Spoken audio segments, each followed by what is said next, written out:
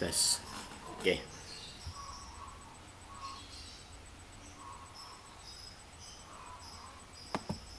Oke, baik. Saya ucapkan selamat pagi sebelumnya. Assalamualaikum warahmatullahi wabarakatuh. Oke ya, terima kasih pada kesempatan pagi ini kita kembali berjumpa bertatap muka secara daring untuk melaksanakan perkuliahan untuk mata kuliah statistik. Oke. Sebelumnya saya ucapkan selamat bergabung dan selamat menyimak kepada para mahasiswa dan mahasiswi yang pada kesempatan pagi ini sudah ikut hadir dalam mengikuti perkuliahan untuk pagi ini. Oke, baik. Saya berharap semoga kalian semua dalam keadaan sehat walafiat, tidak ada kurang satu apapun dan selalu dalam lindungan Allah Subhanahu wa taala. Oke, baik. Pada pagi ini saya akan menyampaikan materi untuk mata kuliah statistika, yaitu di sini kita akan menyampaikan materi tentang analisis regresi. Oke, untuk itu langsung saja kita bisa simak sama-sama untuk paparan dari materi tersebut. Nah, ini saya akan menampilkan untuk slide presentasinya. Oke, baik. Jadi pertemuan sebelumnya minggu kemarin kita sudah menjelaskan tentang analisis korelasi, yang mana di situ beberapa hal yang perlu Anda garis bawahi di dalam analisis korelasi, bahwasanya analisis korelasi di sini digunakan untuk mengetahui derajat hubungan antar variabel ya. Oke. Nah, di mana di situ juga ada beberapa jenis daripada analisis korelasi, ada Rang-Spearman dan juga analisis yang berkaitan dengan produk momen. Di samping itu juga ada analisis yang memang bisa digunakan untuk melakukan analisis untuk data-data kualitatif. Nah, baik, untuk pagi ini kita akan melanjutkan materi, yaitu kita akan membahas tentang analisis regresi. Oke. Kalau kita bicara tentang analisis regresi, ini memang ada kaitannya dengan analisis korelasi ya. Jadi memang di dalam proses analisis ini memang biasanya dua alat analisis ini digunakan secara bersamaan. Namun demikian, tentunya di sini di dalam konteks bahwasanya masing-masing dalam konsep ya, maksud saya ini memang masing-masing memiliki fungsi yang berbeda. Oke, sebagai pendahuluan di sini bahwasanya memang untuk korelasi dan regresi ini bisa dikatakan bahwasanya keduanya ini mempunyai hubungan yang sangat erat. Nah, ini makanya tadi saya katakan ada banyak penelitian di dalam analisis ini memang digunakan secara bersama-sama. Setiap regresi ini pasti ada korelasinya ya, tetapi korelasi belum tentu dilanjutkan dengan regresi. Nah, ini jadi ini adalah hal yang perlu kita garis bawahi. Korelasi yang tidak dilanjutkan dengan regresi ini adalah suatu korelasi antara dua variabel yang tidak memiliki hubungan kausalitas atau sebab akibat atau hubungan fungsional. Nah, ini. Sedangkan untuk menetapkan kedua variabel mempunyai hubungan kausalitas atau tidak, maka harus didasarkan pada teori atau konsep ya, tentang dua variabel tersebut ya. Jadi konsep yang berkaitan dengan variabel tersebut. Oke.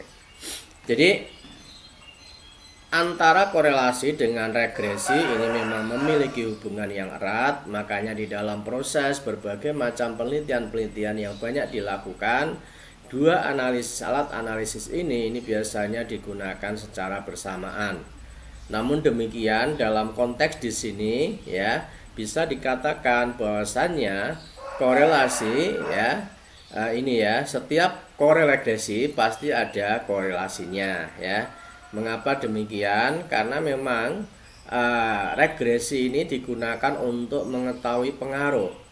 Nah, segala sesuatu dikatakan memiliki pengaruh tentunya apabila fenomena yang ada ini ada hubungan ya. Jadi makanya setiap regresi pasti ada korelasinya, dalam artian ketika dilakukan korelasi maka di situ kemudian ada hubungan antar variabel. Nah, maka di sini hubungan ini, derajat hubungan ini nanti bisa dilanjutkan ke dalam proses regresi. yaitu untuk mengetahui seberapa besar daripada pengaruh antar variabel yang terjadi, yaitu variabel yang dipengaruhi dengan variabel yang mempengaruhi, atau variabel bebas dengan variabel yang terikat. Nah, ini adalah gambaran bagaimana antara regresi dengan korelasi ini memang sebuah proses yang berkelanjutan. Nah, ini. Tetapi tentunya di sini tidak semua korelasi ini dilanjutkan ke proses regresi. Nah, hal ini terjadi apabila di dalam analisis korelasi itu ternyata tidak ada hubungan, baik hubungan sebab akibat maupun hubungan fungsional. Jadi misalkan ada dua variabel X dan Y dilakukan analisis korelasi. Ternyata dari analisis korelasi tersebut tidak ada hubungan antara variabel X dan variabel Y. Karena tidak ada hubungan, tentunya di situ tidak saling mempengaruhi. Nah, ini tidak ada pengaruh sama sekali. Nah, ini. Misalkan saja ya, Anda melakukan analisis ya. Sitat kalau di dalam di dalam adat Jawa memang di situ kita sering ya ada semacam hal-hal yang kadang diyakini gitu ya. Misalkan saja ketika di depan rumah ada burung yang berkicau gitu ya. Nah, tentunya di situ sebagai pertanda nanti ada tamu gitu. Nah, ini. Nah, Anda ingin mengetahui apakah ada hubungan antara burung yang berkicau dengan kedatangan tamu. Nah, ini. Ternyata di situ tidak ada hubungan. Nah, maka tentunya di sini tidak perlu dilakukan proses regresi. Misalkan saja ini contoh ya. Ini sebuah semacam mitos atau yang umum yang biasanya berlaku gitu ya. Makanya kadang ada bicara tentang jangan percaya tentang kabar burung gitu ya. Nah, ini.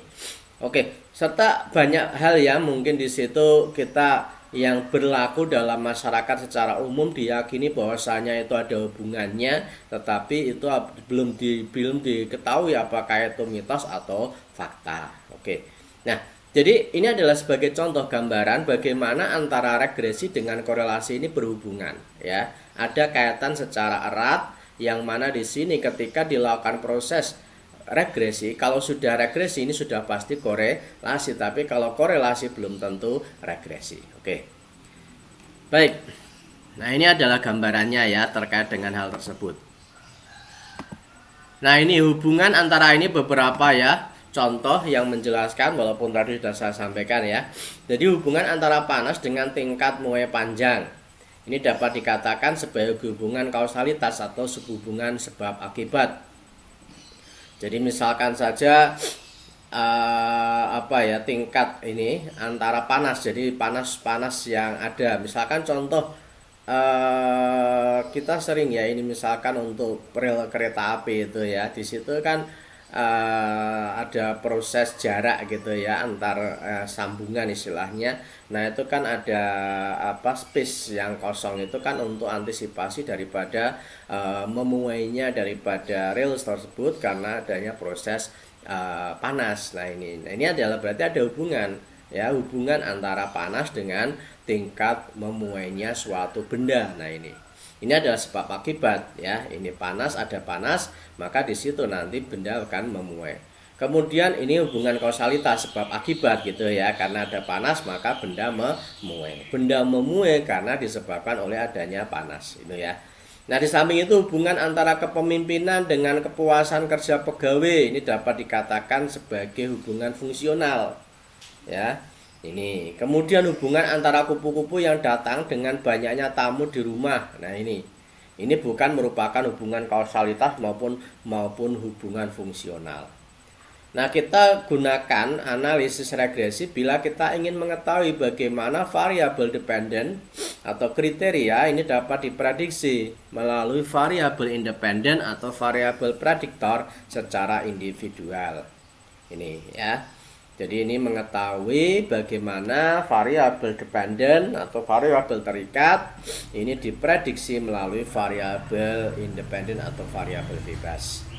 Oke, dampak daripada penggunaan analisis regresi ini dapat digunakan ya untuk memutuskan apakah naik dan menurunnya variabel dependen ini dapat dilakukan melalui menaikkan atau menurunkan keadaan variabel independen, atau meningkatkan keadaan variabel dependen dapat dilakukan dengan meningkatkan variabel independen dan sebaliknya. Nah, ini. Jadi makanya di depan tadi saya katakan bahwasannya hubungan regresi ini adalah merupakan analisis untuk mengetahui pengaruh antar variabel. Pengaruh di sini tentunya ya berkaitan dengan apabila terjadinya perubahan satu variabel, maka perubahan itu tentunya akan memberikan pengaruh terhadap perubahan daripada variabel yang lain. Dalam artian ketika variabel bebas di situ ada perubahan, maka tentunya di sini akan ya berpengaruh terhadap perubahan pada variabel independennya, dependennya. Jadi contoh misalkan saja kita ingin mengetahui contoh yang ada di atas ini aja lah. Misalkan saja kepemimpinan dengan kepuasan kerja.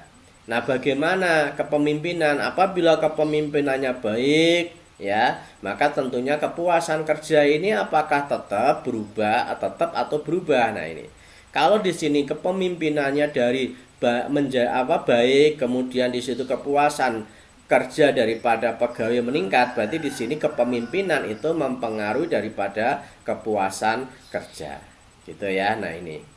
Atau mungkin sebaliknya, kalau misalkan kepemimpinannya buruk, ternyata di situ kepuasan kerja pengaruh ini menjadi rendah, ini pun juga memberikan pengaruh. Nah, jadi ini adalah tampak bagaimana dampak-dampak yang memang terjadi dari perubahan yang ada. Jadi suatu variabel ketika ada perubahan, maka perubahan tersebut ini diikuti dengan variabel yang lain. Nah, ini adalah gambaran tentang regresi.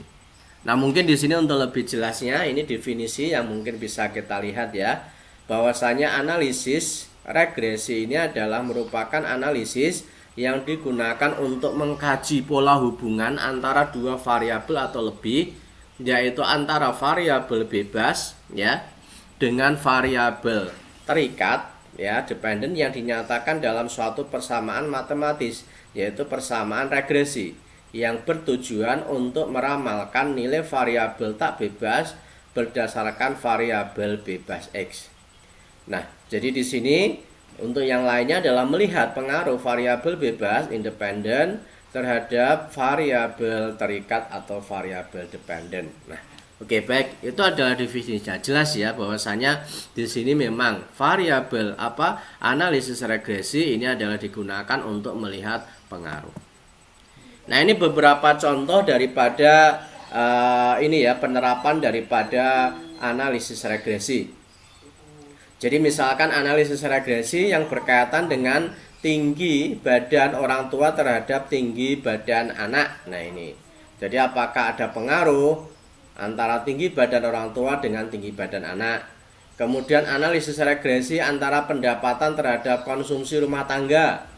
Jadi apakah ada pengaruh antara pendapatan dengan konsumsi rumah tangga? Dalam artian kalau pendapatannya meningkat, apakah terjadi perubahan di dalam peningkatan konsumsi rumah tangga atau mungkin tidak tetap? Nah, ini juga nanti perlu dilakukan analisis regresi.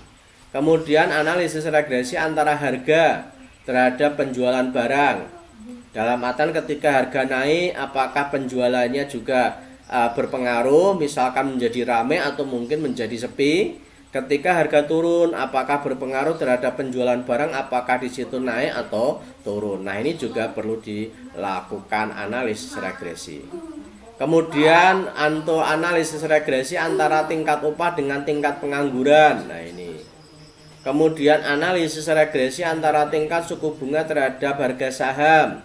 Kemudian analisis regresi antara biaya periklanan terhadap volume penjualan perusahaan. Nah, oke, saya kira masih banyak ini ya hal-hal yang berkaitan dengan penerapan daripada analisis regresi yang ada. Karena bagaimanapun juga kalau kita melihat fenomena-fenomena yang terjadi di mana di situ memang biasanya fenomena-fenomena ini memang memiliki hubungan ya. Nah, dari hubungan inilah maka kemudian akan dilihat apakah seberapa besar pengaruh daripada fenomena satu terhadap fenomena yang lainnya, ya. Maka disinilah perlu dilakukan analisis regresi. Oke, baik. Sampai sini mungkin ada yang ingin ditanyakan, silahkan. Oke, baik. Kita lanjutkan dulu, nanti kalau ada yang ditanyakan mungkin bisa langsung disampaikan ya.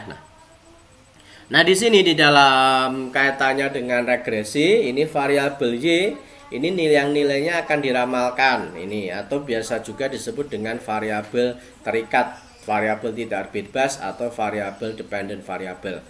Sedangkan untuk variabel X ini adalah untuk nilai yang digunakan untuk meramalkan nilai Y, disebut variabel bebas atau independent variable, atau variabel peramal atau prediktor, dan seringkali disebut juga dengan variabel yang menerangkan atau explanatory. Nah, ini. Jadi ini adalah merupakan istilah. Jadi intinya memang dalam analisis regresi ini ada variabel X dan ada variabel Y. Variabel X disebut dengan variabel terikat, sedangkan variabel X disebut dengan variabel bebas, sedangkan variabel Y disebut dengan variabel terikat. Okay. Nah, ini adalah gambar ya, scatter ya, plot ya. Ini adalah diagram plot ya, scatter plot yang menggambarkan bagaimana suatu hubungan terjadi antara variabel X dengan variabel Y. Baik di sini hubungannya searah maupun hubungan berlawanan arah. Jadi ini menunjukkan bagaimana hubungan antar variabel ini memang strong relationship, hubungan yang sangat erat. Karena apa? Karena antar nilai yang X dengan Y ini memang sangat dekat nih, ya kan? Nah, ini adalah menunjukkan bagaimana hubungan ini adalah hubungan yang sangat kuat, ya. Ini adalah searah. Ya, hubungan searah dalam artian ketika di sini Y-nya ini naik, X-nya juga naik, gitu kan? Ini pengaruhnya. Sedangkan ini searah, tetapi kita lihat hubungannya apa? Hubungannya ini sangat kuat maksud saya, tetapi tidak searah. Mengapa demikian? Karena di sini kita melihat bahwasanya ketika di sini X-nya rendah, X-nya tinggi ya, X-nya tinggi, Y-nya rendah, ya kan? Berarti ini peningkatan satu variabel tidak diikuti dengan peningkatan variabel yang lain atau terjadi hal yang sebaliknya. Nah, ini. Sedangkan kalau untuk yang kedua di sini ini adalah merupakan hubungan atau regresi pengaruh yang sangat lemah. Jadi antara variabel X dengan Y ini hubungannya lemah. Kita lihat bagaimana jarak daripada variabel-variabel ini. Ini adalah merupakan hubungan yang sangat lemah. Oke, berarti adalah gambaran yang mungkin bisa kita tampilkan dalam scatter plot ya. Nah, ini beberapa perbedaan yang mendasar di dalam analisis ya, korelasi dengan analisis regresi. Oke. Jadi di sini kalau untuk korelasi hanya menunjukkan sekedar hubungan. Nah, ini. Jadi korelasi tadi kemarin ya, hubungan apakah ada hubungan atau tidak. Ya udah, titik, itu adalah untuk korelasi. Kemudian dalam korelasi variabel tidak ada istilah tergantung sama bebas. Yang namanya hubungan ini kan tidak ada istilah apa terikat sama bebas. Makanya di sini tidak berlaku sebetulnya kalau kita bicara di dalam konteks korelasi. Di situ variabel terikat, variabel bebas itu tidak. Regresi, sedangkan kalau regresi ini menunjukkan hubungan pengaruh. Jadi ada hubungan dan pengaruh ya. Ini. Kemudian jadi ketika dua variabel ini itu ada hubungan, maka di situ tentunya apakah hubungan ini saling mempengaruhi atau tidak saling mempengaruhi. Nah, ini. Kemudian dalam regresi juga terdapat istilah variabel yang tergantung dan variabel yang terikat ya, atau variabel bebas ya ini. Nah, jadi variabel bebas dan variabel terikat. Ini kalau di dalam regresi. Jadi memang berbeda konteksnya ya. Ini.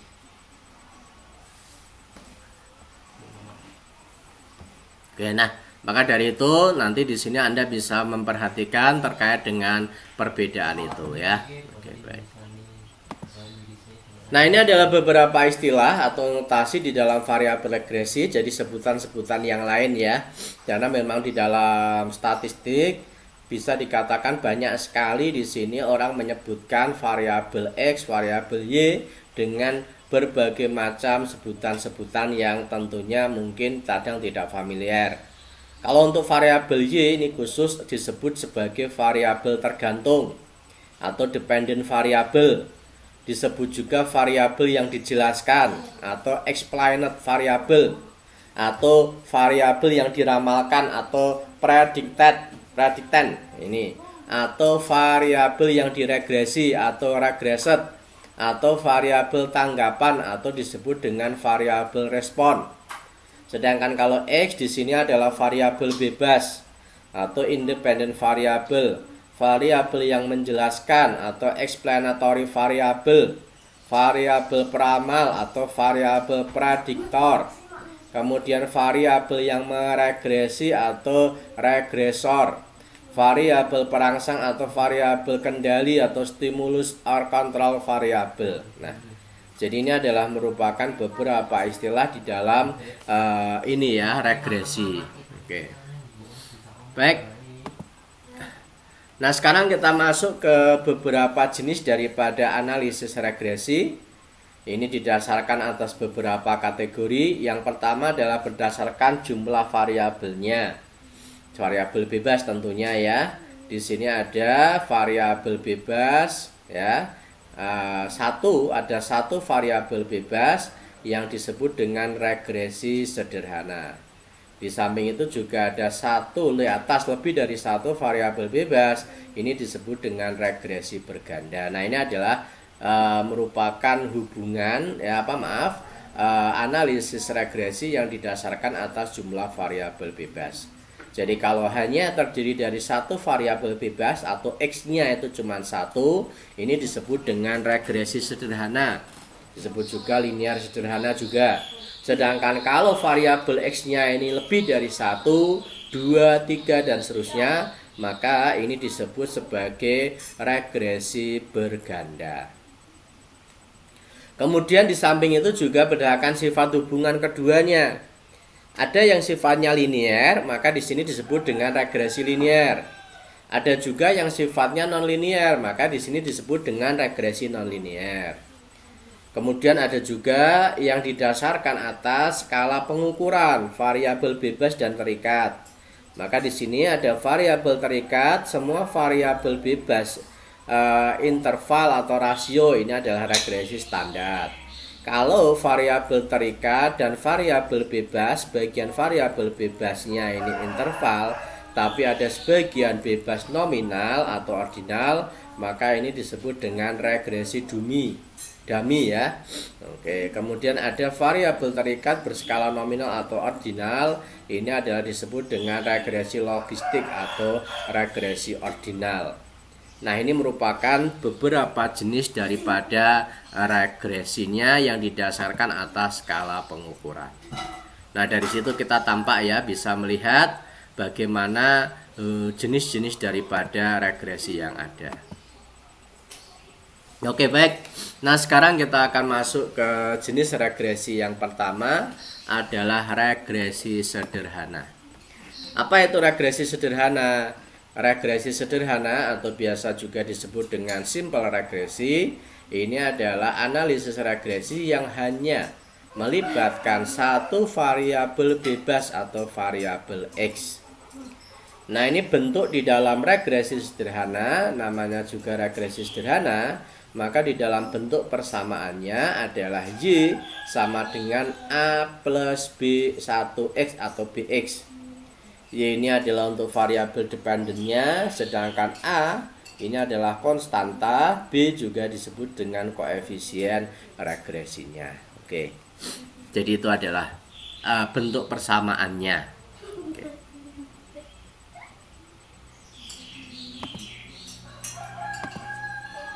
Nah, ini adalah rumus untuk turunan daripada ini ya, regresi sederhana ya.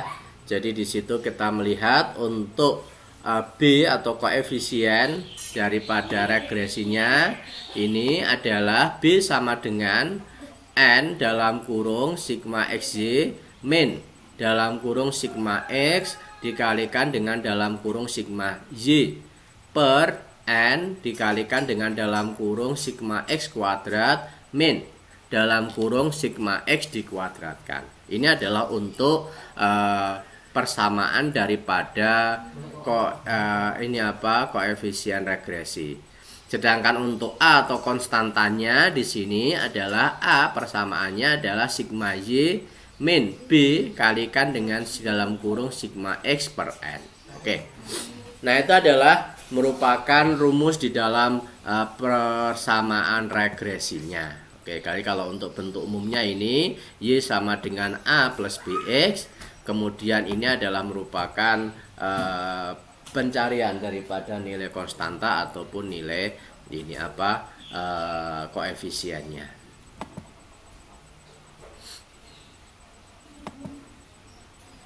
Nah, ini untuk beberapa langkah di dalam analisis regresi.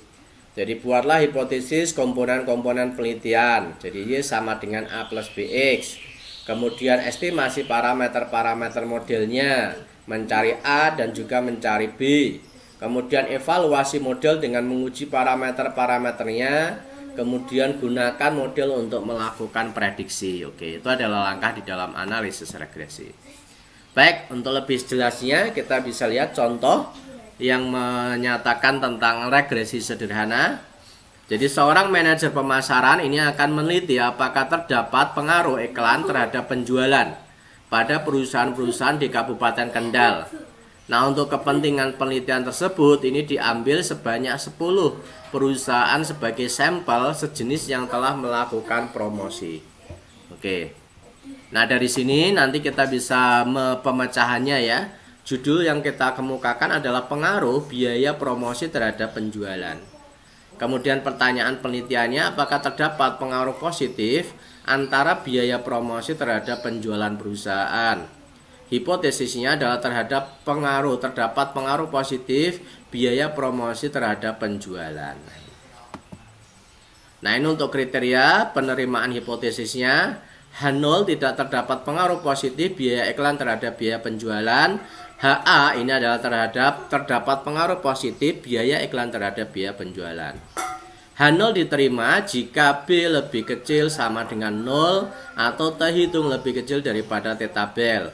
HA ini diterima apabila B lebih besar 0 atau T hitung lebih besar daripada T tabel.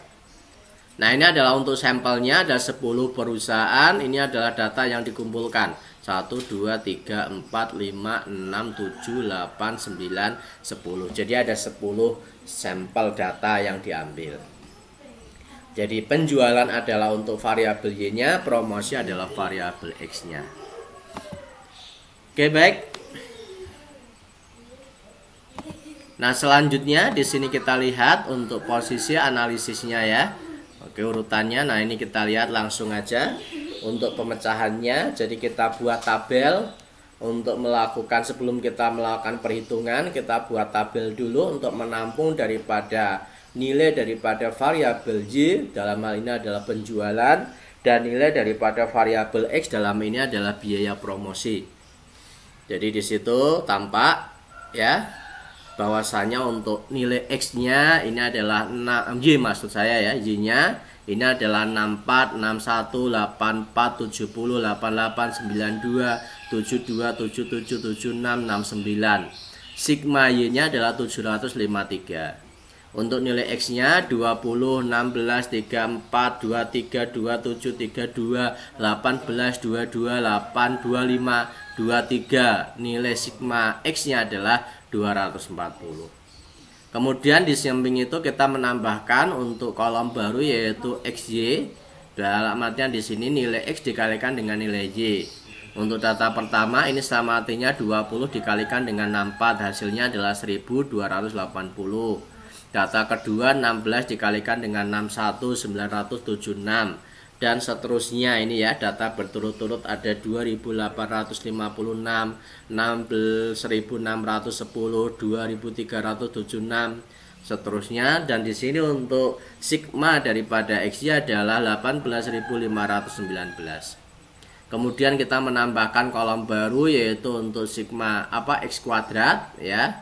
Nah, ini Ini adalah untuk menampung daripada nilai X ya, dikuadratkan. Nah ini jadi 20 dikuadratkan 400, 16 dikuadratkan 34 dikuadratkan dan seterusnya. Total atau sigma X kuadratnya adalah 6056. Kemudian untuk Y ini dikuadratkan, nilai Y nya ini total atau sigma Y nya ini adalah 57.631. Oke, baik. Itu adalah merupakan hasil ya, tabelnya. Nah, selanjutnya nanti baru kita lakukan perhitungan. Kita lakukan perhitungan adalah nilai B dulu. Jadi dari hasil perhitungan tampak di sini ya, untuk nilai B-nya adalah 1,510. Kemudian untuk nilai A-nya adalah 939,06. Nah, sehingga di situ nanti akan menghasilkan ya, untuk persamaannya adalah Y sama dengan 39,060 plus 1,510X. Oke. Baik, ini adalah gambaran bagaimana untuk melakukan analisis regresi sederhana. Ini baru sampai pada persamaan ya. Untuk regresi sederhananya kita belum sampai pada proses yang berkaitan dengan pengambilan kesimpulan apakah ada pengaruh antara ya biaya iklan dengan volume penjualannya. Oke, baik. Nah, sementara ini yang bisa saya sampaikan untuk perkuliahan pada kesempatan pagi ini ya. Oke, terima kasih saya sampaikan kepada kalian semua yang sudah menyimak dalam perkuliahan pada pagi ini. Mohon maaf apabila ada kata-kata yang salah atau mungkin ada kata-kata yang kurang berkenan. Semoga apa yang saya sampaikan bisa Anda pahami dan bisa Anda terima. Dan apabila ada pertanyaan yang kurang jelas nanti bisa disampaikan. Oke, tentunya di sini juga saya tahan intinya menyampaikan pesan kepada kalian semua bahwasanya untuk selalu ya menggunakan masker ya. Tentunya masker yang memang sesuai dengan standar ya yang direkomendasikan. Kemudian di samping itu juga Anda harus selalu rajin cuci tangan ya. Rajin cuci tangan, kemudian juga Anda harus menjaga jarak atau social distancing. Kemudian hal yang terpenting ini adalah menghindari kerumunan. Nah, ini merupakan upaya kecil tetapi memiliki dampak yang sangat besar terhadap penyebaran virus COVID-19. Oke, itu yang bisa saya sampaikan. Sekali lagi terima kasih. Saya akhiri. Selamat pagi. Wassalamualaikum warahmatullahi wabarakatuh.